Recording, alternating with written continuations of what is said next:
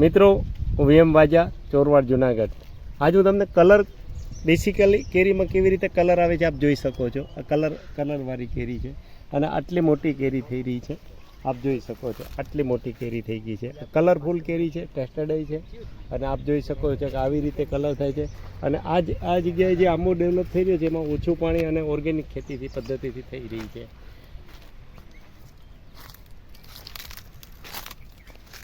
Colour mango Gujarat.